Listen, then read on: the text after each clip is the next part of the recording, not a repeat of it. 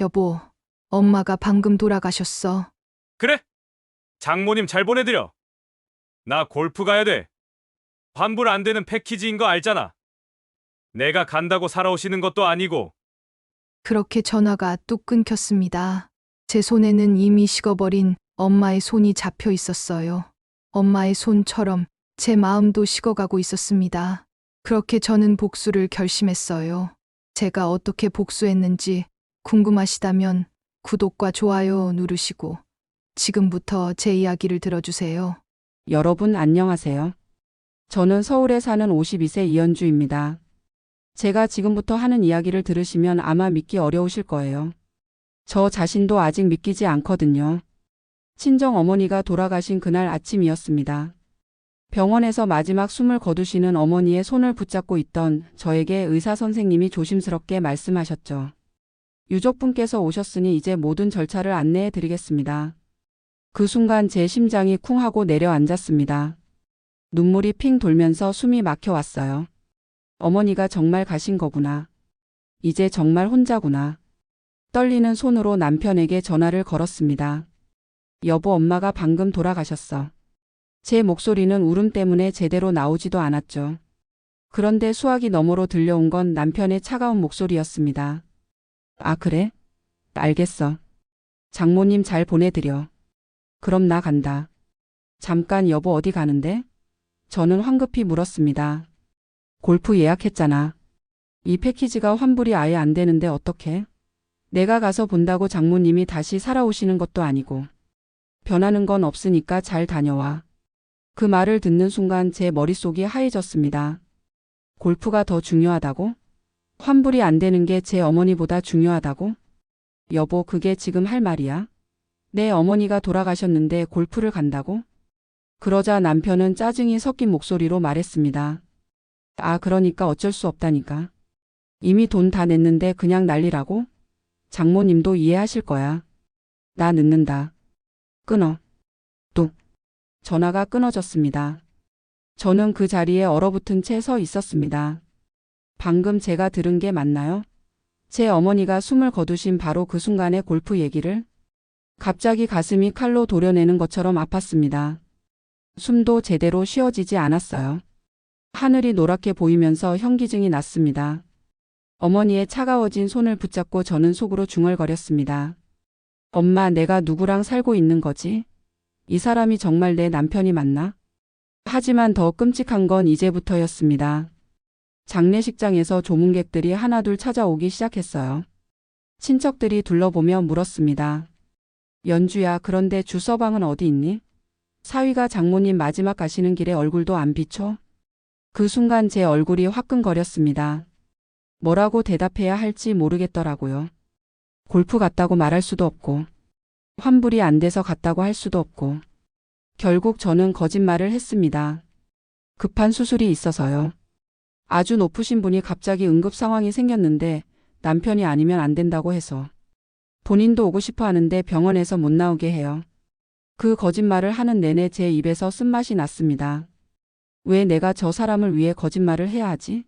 왜 내가 저 사람의 뒤치다꺼리를 해야 하지? 어머니의 영정 사진이 저를 내려다보는 것 같았어요. 마치 딸아, 너 지금 뭐하고 있니? 하고 물으시는 것 같았습니다. 그날 밤 빈집에 돌아와서 저는 소파에 털썩 주저앉았습니다. 온몸의 기운이 쭉 빠져나가는 것 같았어요. 남편은 여전히 골프장에 있었죠.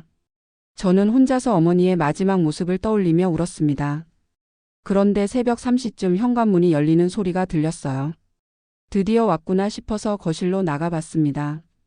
남편은 골프복 차림 그대로였어요. 술 냄새가 진동했죠. 저는 조심스럽게 말했습니다. 여보, 고생했어. 그런데 내일 입관식인데. 그러자 남편이 소리쳤습니다. 아, 피곤하다. 하루 종일 일하고 와서 또 뭐야? 나도 힘들어 죽겠는데 집에서까지 스트레스 받고 싶지 않아. 일이라고요? 골프가 일이라고요? 그 순간 제 안에서 뭔가가 쿵 하고 터졌습니다. 20년 동안 꾹꾹 눌러 담아왔던 분노가 치밀어 올랐어요. 하지만 저는 참았습니다. 어머니 장례 기간이니까. 나중에 얘기하자고 생각했어요. 그런데 그 나중에는 생각보다 빨리 왔습니다. 입관식 다음 날 남편이 밥을 차려달라고 했거든요. 마치 아무 일도 없었던 것처럼. 그 순간 저는 깨달았습니다. 아, 이 사람에게 내 고통은 아무것도 아니구나. 내 어머니의 죽음도 그냥 지나가는 일상 중 하나구나. 그날부터 제 마음속에서 남편이라는 존재가 서서히 지워지기 시작했습니다. 사랑도 미움도 아닌 완전한 무관심. 그게 바로 제 감정의 끝이었어요. 하지만 이건 시작에 불과했습니다. 진짜 지옥은 이제부터였거든요. 어머니 장례를 치르고 나서 저는 회사에 복귀했습니다. 하지만 일에 집중이 전혀 되지 않았어요. 자꾸만 그날의 일들이 머릿속을 맴돌았거든요. 동료들이 걱정스럽게 물어봤어요. 연주 씨 괜찮아요? 안색이 너무 안 좋아 보이는데. 그때 박 부장님이 제 어깨를 토닥이며 말씀하셨습니다. 힘내요, 연주 씨. 점심이라도 맛있는 거 먹어야지. 제가 사줄게요. 맛있는 거 사줄게. 그 평범한 말이 제 가슴을 찔렀습니다. 언제 남편이 그런 말을 해준 적이 있었나? 언제 제 기분을 걱정해 준 적이 있었나? 그 순간 20년 전이 떠올랐습니다. 남편을 처음 만난 건 대학교 동아리에서였어요. 그때 저는 서울 최고 대학 회계학과 수석이었죠. 졸업 후 바로 국내 최대 회계법인에 취직도 했고요. 남편은 가난한 집안 출신이었어요. 하지만 꿈이 있었죠. 치과 의사가 되고 싶다고 했어요. 그의 눈이 꿈을 이야기할 때만큼은 정말 반짝였거든요. 저는 그런 그가 너무 매력적이었어요. 사귀기 시작하면서 그는 제게 말했습니다. 연주야, 너는 정말 대단한 여자야. 나 같은 놈이 감히 사랑해도 될까? 그 말이 얼마나 달콤했는지 몰라요. 저는 그의 든든한 후원자가 되어주겠다고 마음먹었죠. 결혼 후 그가 치과의사 공부를 하는 동안 저는 우리 두 사람의 생활비를 모두 벌었어요. 그의 비싼 학비까지 제가 댔죠.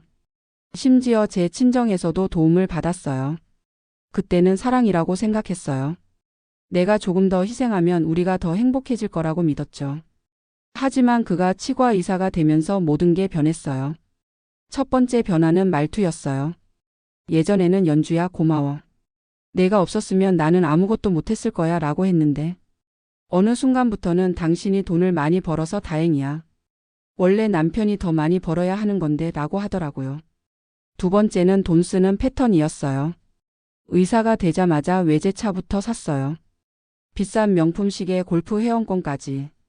제가 아끼고 아껴서 모은 돈이 순식간에 사라졌죠. 그러면서 입버릇처럼 하는 말이 있었어요. 남자는 멋있어야 해. 의사라는 직업에 맞는 품격을 갖춰야 한다고.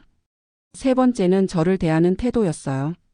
사람들 앞에서 저를 깎아내리기 시작했어요. 백화점에서 쇼핑하고 나오는데 갑자기 정색하며 말하더라고요. 당신 말투 꼭 시골 촌년 같아. 남들이 다 쳐다봐. 창피하니까 제발 좀 고쳐. 그날 이후로 저는 사람들 앞에서 입을 다물었어요. 친정 식구들과 즐겁게 통화하면 그런 식으로 까불면 팔자 세다고 소리쳤고, 회사에서 승진했다고 기뻐하면 여자가 너무 나서면 남편 얼굴이 깎인다고 했어요. 아이들 교육비를 등록할 때도 마찬가지였어요. 이건 당신 몫이야. 원래 엄마가 책임져야 하는 거잖아. 자기 돈은 자기를 위해서만 쓰고 가족을 위한 돈은 모두 제 몫이었죠. 그러면서도 입으로는 항상 이런 말을 했어요. 내가 다 가족을 위해서 하는 거야. 내 고생이 얼마나 큰데.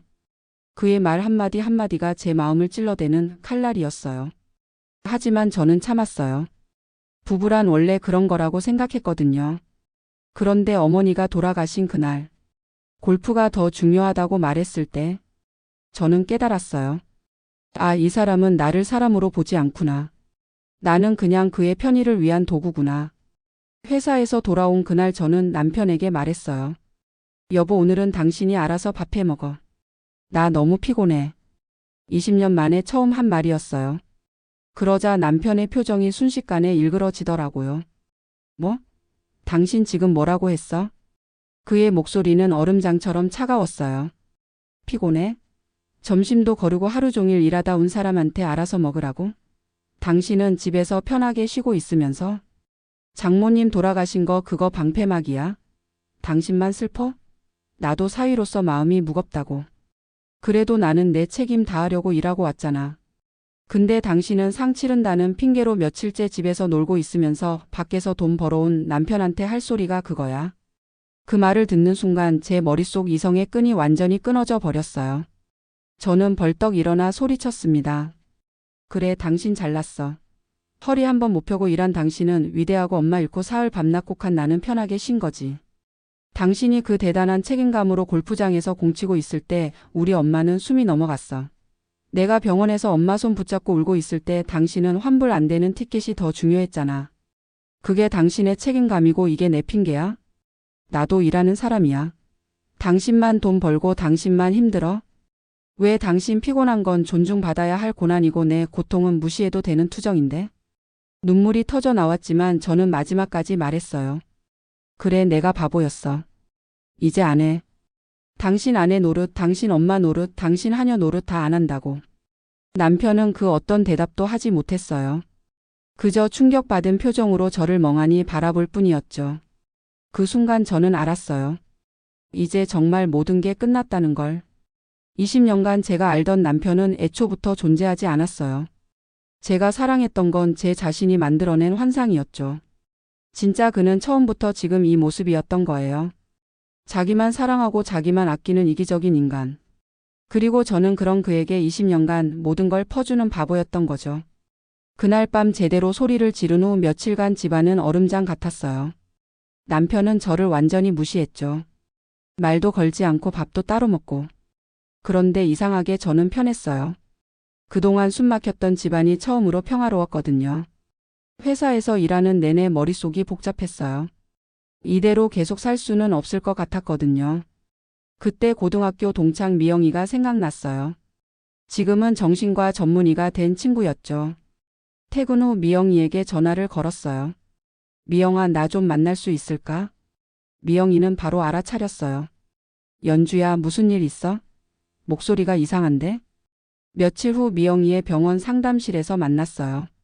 조용한 클래식 음악이 흐르는 아늑한 공간이었죠. 미영이가 제 얼굴을 보더니 한숨을 쉬었어요.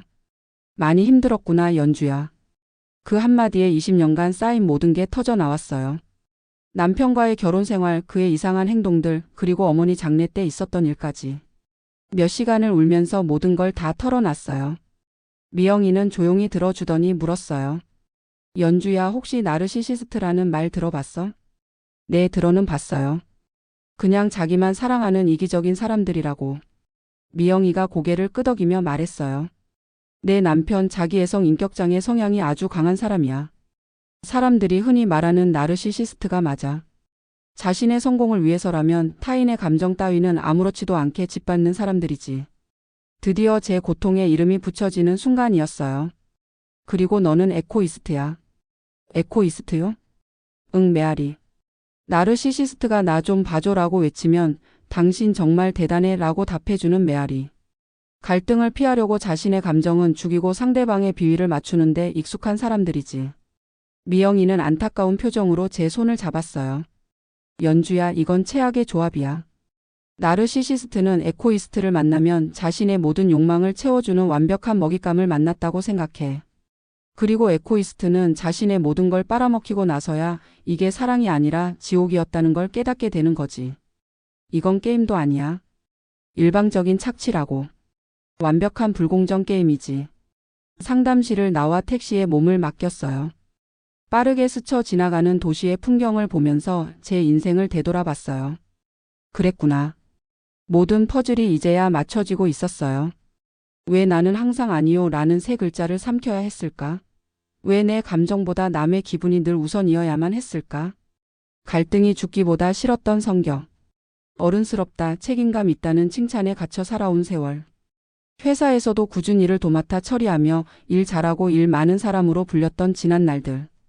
저는 그저 제 팔자련이 하고 넘겨왔어요. 하지만 미영이의 목소리가 귓가를 맴돌았어요. 갈등을 피하는 너의 성향, 그게 바로 나르시시스트에겐 최고의 사냥감이야. 사냥감. 그렇습니다. 저는 그의 아내가 아니라 완벽한 사냥감이었어요. 갈등이 두려워 도망치는 저의 에코이스트 성향과 상대를 지배해야만 하는 남편의 나르시시스트 성향. 이 둘의 만남은 최악의 불공정 게임이었던 거예요. 그 순간 제 눈에서 눈물 한 방울이 툭 떨어졌어요. 억울한 것도 슬픈 것도 아니었어요. 그런데 이상하게 눈물이 멈추질 않았죠. 미영이의 마지막 말이 비수처럼 날아와 제 심장에 박혔거든요. 연주야, 진짜 문제는 자존감이야. 넌 타인의 기대를 먹고 사는 사람이라고. 그런 내 앞에 나타난 나르시시스트에게 넌 뭐였을까? 미영이는 잔인하지만 정확하게 짚어냈어요. 자기 말 잘 듣지, 성실하지, 책임감 강하지. 그냥 완벽한 빨대. 그 이상도 이하도 아니야. 빨대. 그 한마디가 제 심장을 그대로 관통했어요. 좋은 딸, 헌신적인 아내, 유능한 동료. 타인의 기대를 만족시키기 위해 발버둥쳤던 제 모든 순간들이 주마등처럼 스쳐 지나갔어요. 남편은 바로 그 지점을 정확히 알고 지난 20년간 제 모든 것을 빨아먹고 있었던 거예요. 네, 저는 빨대였어요. 그 눈물은 남편을 향한 배신감도 원망도 아니었어요. 오직 타인의 기대를 채우느라 텅 비어버린 가여운 저 자신을 위한 연민의 눈물이었어요. 그렇게 한참을 울었을까요? 저는 흐르는 눈물을 손등으로 거칠게 닦아냈어요. 제 젖은 눈동자 속에서 연민의 빛은 서서히 사라지고 있었어요. 그 자리를 채운 것은 얼음처럼 차갑고 칼날처럼 날카로운 어떤 결심이었어요. 저는 나지막하게 중얼거렸어요. 그래, 빨대. 이제 그만 뽑아줄게. 택시는 여전히 앞으로 달리고 있었어요. 하지만 이제 제가 바라보는 곳은 더 이상 스쳐가는 과거가 아니었어요. 저는 앞으로 나아가야 할 제 자신의 길을 보고 있었어요. 그날부터 저는 변했어요. 남편의 요구를 거절하기 시작했거든요. 골프백 가져와 달라고? 싫어, 당신이 직접 가져와. 계약서 좀 봐달라고? 피곤해, 당신이 알아서 해. 어머니가 보약 지어 먹으라고? 돈 있으면 자기가 사 먹겠죠. 그 간단한 아니요 라는 말을 저는 지난 20년간 제 자신에게 허락하지 않았어요. 하지만 이제 저는 알았어요. 제 목소리를 내는 것은 이기적인 것이 아니라 당연한 권리라는 것을. 더 이상 그의 메아리로 살지 않을 거예요. 이제 이연주의 목소리로 이 지긋지긋한 연극의 막을 내릴 시간이에요. 저의 아니요가 계속되자 남편은 서서히 말수가 줄어들었어요. 집안에는 얼음장 같은 침묵과 숨막히는 긴장감만이 감돌았죠. 그는 자신의 통제가 더 이상 먹히지 않는다는 사실을 깨닫고 마침내 칼을 뽑아 들기로 한 모양이에요. 그날 저녁 식사가 끝나자마자였어요. 뚝 소리와 함께 TV 화면이 꺼졌어요. 남편은 리모컨을 내려놓으며 저를 향해 턱짓했어요. 여보, 이리 와서 좀 앉아봐. 할 말 있으니까. 그의 낮고 위협적인 목소리. 올 것이 왔구나 싶었죠. 저는 조용히 그의 맞은편 소파에 앉아 그를 마주 봤어요. 그가 저를 빤히 쳐다보며 비난의 서막을 열었어요. 너 내 엄마 돌아가신 후로 나한테 왜 이래? 불만 있어? 저는 대답 대신 그저 그의 얼굴을 쳐다볼 뿐이었어요. 미영이의 상담 이후 그의 모든 공격은 제게 더 이상 상처가 되지 않았어요. 그저 또 시작이구나 싶을 뿐이었죠. 제 침묵에 그는 기가 찬다는 듯 헛웃음을 쳤어요. 내가 지난 20년간 당신한테 어떻게 했는데? 남편다운 존중이라고는 눈꽃만큼도 없잖아. 그러다 그는 갑자기 세상에서 가장 자상한 남편인 척 제 앞에 다가와 섰어요. 그의 목소리는 저를 걱정한다는 위선으로 가득했죠. 여보, 당신 요즘 정상이 아니야. 이러다 큰 병이라도 생길까봐 그래. 내가 좋은 병원 알아봐 줄게. 진심으로 걱정돼서 그래. 병원. 그 한마디에 온몸에 피가 차갑게 식었어요. 아, 이것이었군요. 미영이가 말했던 가스라이팅이. 자신의 잘못을 덮기 위해 상대를 미친 사람으로 몰아가는 바로 그 비열한 수법 말이에요. 저는 조용히 자리에서 일어났어요. 이 더럽고 지긋지긋한 연극에 더 이상 관객으로 앉아 있을 이유는 없었으니까요. 제가 방으로 향하려 하자 그가 다급하게 제 팔을 붙잡았어요. 어디가? 내 말이 아직 안 끝났잖아. 저는 그의 손을 벌레를 떼어내듯 힘껏 뿌리쳤어요. 그리고 그의 눈을 똑바로 보며 제 인생에서 가장 경멸적인 목소리로 말했어요. 내 몸에 손 대지 마. 제 목소리에 제 눈빛에 그는 그 자리에 얼어붙고 말았어요. 그의 얼굴에는 당황을 넘어선 명백한 공포가 서려 있었어요. 그날 이후 집안의 모든 것이 바뀌었어요. 그리고 저는 마침내 진짜 전쟁을 준비하기 시작했어요. 남편이 1박 2일 골프 여행을 떠난 주말이었어요. 늘 그가 내뿜던 긴장감이 사라진 집은 낯설 만큼 고요하고 평화로웠어요. 저는 거실 가장 큰 테이블에 노트북을 펼쳤어요. 지난 20년간의 지옥을 제 손으로 끝내기 위한 전쟁의 서막이었죠. 다다다 키보드 소리만이 정적을 갈랐어요. 먼저 이연주라는 이름의 폴더를 만들었어요. 결혼 전 부모님께서 물려주신 제 아파트와 상가 건물 등기부등본 파일. 그리고 제 명의 주식 계좌 내역을 그 폴더 안으로 옮겼어요. 이것은 누구도 건드릴 수 없는 저의 성역이었어요. 변호사는 이것을 특유 재산이라 불렀죠. 진짜 사냥은 지금부터였어요. 저는 지난 20년간의 모든 금융 기록을 스크린에 띄웠어요. 그때 노트북 한 구석에 미영이에게서 온 메시지 알림이 떴어요. 연주야, 괜찮아? 너무 무리하지 말고. 넌 혼자가 아니야. 무슨 일 있으면 바로 전화해. 저는 그 메시지를 보며 희미하게 미소 지었어요. 그래, 저는 혼자가 아니었죠. 저는 다시 키보드 위에 손을 올렸어요. 하나, 매년 바뀌는 외제차 리스비. 둘, 수천만 원짜리 최고급 골프 회원권. 셋, 출처를 알 수 없는 유흥업소 결제 내역. 그가 명품 시계에 수백만 원을 쓰는 동안 저는 우리 딸 아란이의 대학 등록금을 위해 펀드를 깨고 있었어요. 그가 주말마다 골프장에서 돈을 뿌리는 동안 시댁의 모든 경조사비까지도 어김없이 제 통장에서 빠져나갔어요. 심지어 제가 그의 학비와 생활비를 대주던 그 순간에도 그는 제 돈으로 자신의 첫 외제차 계약금을 내고 있었더군요. 그의 낭비 내역을 하나하나 파일에 정리하던 그때였어요. 딸칵. 경쾌하게 울리던 제 손가락이 어느 순간 허공에서 멈췄어요. 그리고 저도 모르게 입가에 차가운 미소가 번졌어요. 그래, 이거였구나. 남편이 재산을 펑펑 써버려서 남은 게 없다는 사실은 제게 불리한 게 아니었어요. 아니, 오히려 가장 강력한 무기였어요. 이 모든 기록은 그가 공동재산을 악의적으로 탕진했다는 완벽한 증거였거든요. 재산분할 소송에서 그의 숨통을 끊어놓을 결정적인 증거 말이에요. 남편은 자신이 회계사와 결혼했다는 사실을 잊은 모양이에요. 그는 숫자로 저를 기만했고 이제 저는 그 숫자로 그의 모든 것을 빼앗을 거예요. 그날 이후 저는 더 이상 과거의 이연주가 아니었어요. 제 안에 갇혀있던 괴물이 드디어 밖을 향해 울음소리를 내기 시작한 거였죠. 며칠 뒤 저녁 때쯤 남편에게서 전화가 걸려왔어요. 언제나처럼 그의 목소리에는 당연한 명령조가 실려 있었죠. 나야. 주차장에 골프백 무거우니까 내려와. 저는 수화기를 들고 창밖을 보며 차갑게 말했어요. 싫어. 당신이 2번 움직여. 그리고 저는 그의 대답을 듣지도 않고 전화를 끊어버렸어요. 수화기 너머에서 들려오는 어이없어 하는 그의 숨소리 따위는 더 이상 제 알바가 아니었어요. 또 며칠 뒤엔 남편이 꼬리를 내리고 저에게 다가왔어요.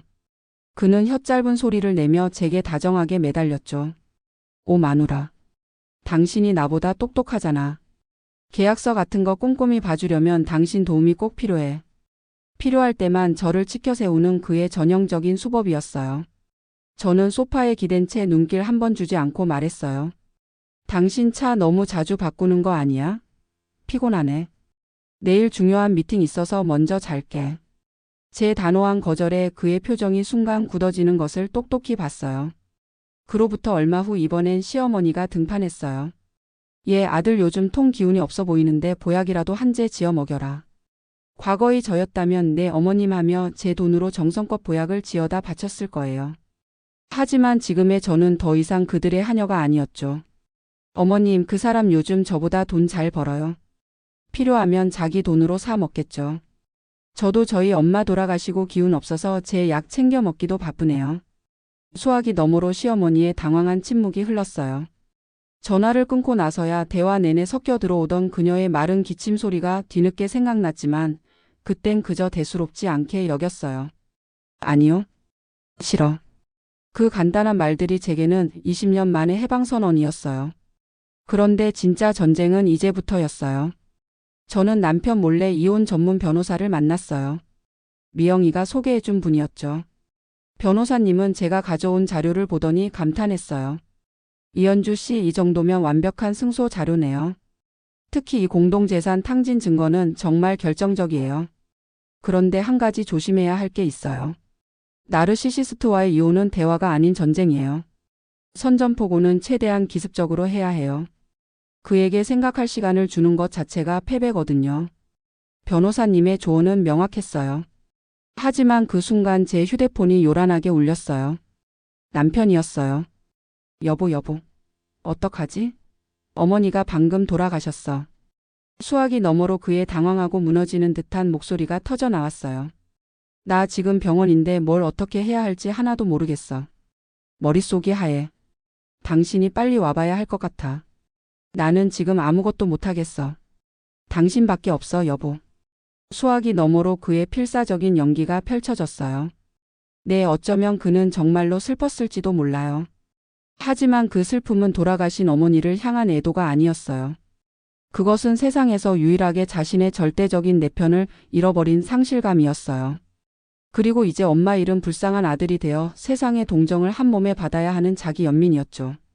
오직 자신만을 향한 이기적인 슬픔이었어요. 그러니 장남으로서 마땅히 처리해야 할 이 모든 귀찮은 절차들은 당연히 아내인 제 몫으로 떠넘겨야만 했던 거예요. 자신은 슬픔의 주인공 역할을 연기해야 하니까요. 이것이 그가 제게 내는 마지막 시험 문제였어요. 너는 여전히 나의 완벽한 하녀로 나의 뒤치다꺼리를 해줄 것인가? 저는 대답 대신 조용히 통화 종료 버튼을 눌렀어요. 그리고 그에게 제 정답을 다음날 아침 제 행동으로 보여줬어요. 다음날 아침 화장대 위에서 남편의 이름이 뜬 휴대폰이 쉴 새 없이 진동했지만 저는 거들떠보지도 않았어요. 저는 상복 대신 제 어깨를 꼿꼿이 펴주는 가장 힘있는 정장을 꺼내 입었어요. 립스틱을 고쳐 바르는 내내 제 손은 조금도 떨리지 않았어요. 그리고 집을 나서기 전 테이블 위에서 서류를 집어들었어요. 제 손에는 어젯밤 그에게 건네려 했던 미련 가득한 협의 이혼 서류가 아니었어요. 차갑고 두꺼운 제2의 인생으로 향하는 티켓, 바로 이혼소장이 들려 있었어요. 저는 장례식장이 아닌 서울가정법원으로 향했어요. 이것은 복수가 아니었어요. 미련 없는 구원이었어요.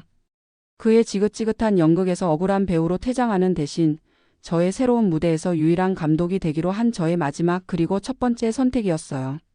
그로부터 1년 후 남편과의 이혼 소송은 제 예상보다 훨씬 더 지저분한 시궁창이었어요. 법정에서 남편은 저를 돈만 밝히는 악독한 아내이자 정신적으로 문제가 있는 사람으로 몰아가기 위해 온갖 거짓말을 쏟아냈어요. 심지어 제가 어머니 장례 때 정신적 충격으로 이상해졌다고 주장했죠. 자기는 슬픔에 빠진 아내를 위해 골프도 포기하고 병원 일도 미뤄가며 헌신했는데 배은망덕한 아내가 돈에 눈이 멀어 이혼을 요구한다고 했어요. 하지만 제가 제출한 20년간의 금융 기록과 그의 폭언이 담긴 녹음 파일 앞에서 그의 모든 주장은 힘을 잃었어요. 특히 어머니 장례 당일 골프장 결제 내역과 그날 밤 제게 한 폭언 녹음은 결정타였죠. 재판장님도 혀를 찼어요. 장모님이 운명하신 당일에 골프를 가시고 그것도 환불 문제 때문에. 결국 법원은 저의 주장을 압도적으로 인정했어요. 남편이 탕진한 재산에 대한 배상과 위자료까지 지급하라는 판결을 내렸어요. 그는 모든 것을 잃었어요. 하지만 나르시시스트의 진짜 지옥은 돈과 명예를 잃는 것이 아니었죠. 자신의 연극을 봐줄 관객, 자신의 에너지를 공급해줄 숙주를 잃는 것이 진짜 지옥의 시작이었어요. 그렇게 모든 것이 끝나고 제가 새로운 집에서 겨우 평화를 찾아가던 어느 주말이었어요. 띵동. 현관 인터폰이 울렸어요. 화면에 비친 얼굴은 남편이었어요. 초점 없는 눈, 며칠은 감지 않은 듯한 떡진 머리, 구겨진 옷. 과거의 깔끔함은 온데간데 없는 완전히 무너진 남자의 모습이었죠. 저는 대답 없이 그를 쳐다보기만 했어요. 그가 애원하듯 필사적으로 말했어요. 연주야, 나야. 문 좀 열어봐. 우리 얘기 좀 해. 내가 다 잘못했어. 우리 다시 시작하자. 내가 정말 잘할게. 저는 아무 말도 하지 않았어요. 제 침묵에 그의 애원은 순식간에 분노로 바뀌었어요. 야, 이연주.